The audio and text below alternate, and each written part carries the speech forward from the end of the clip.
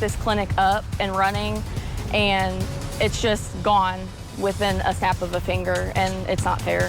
Families worry tonight as a medical clinic they rely on is facing major cuts. State officials tell us Lee's specialty clinic is losing millions of dollars due to budget cuts made during the legislative session.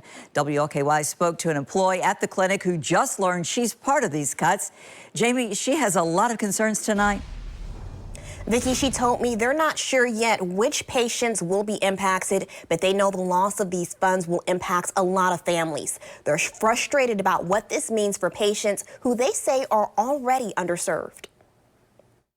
I think all of us are pretty enraged. Ashley Murphy says on Thursday afternoon, she found out her position at Lee's Specialty Clinic would be terminated due to state budget cuts.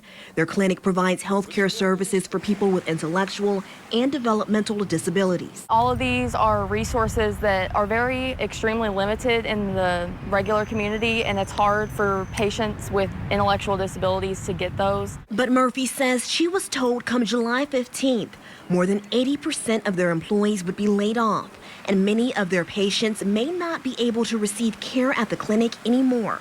That includes her brother, who is nonverbal and autistic. I'm concerned because there's not a single patient that I have seen here in the 2 years I've worked here that does not have a horror story or some type of terrible thing that they have encountered when taking their child or adult to another facility. The Kentucky Cabinet for Health and Family Services says while the clinic will continue providing services to residents at Bingham Gardens Intermediate Care Facility next door, its outpatient services will be scaled back significantly.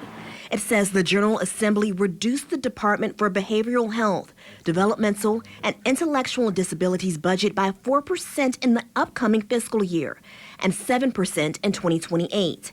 And that led to a $4.5 million total reduction for the clinic. State Representative Rachel Rourke says she opposed the budget bill because of insufficient funding for medical services like this. This year it was very open-ended, and with a lot of reductions in funds, the cabinet has been left to make decisions about where they're going to put those cuts. But the cabinet says it is exploring ways to keep the clinic operating in the future. There was talks during the budgeting process that if we had a shortfall for health care, particularly with Medicaid, that maybe we could also open up some more funds to fill those gaps. So there are definitely several options that I am trying to fight for. And Murphy says she also isn't giving up on the people she serves. I don't think a single one of us has even looked for another job yet. We're not interested. We want to fight. We're ready for the fight.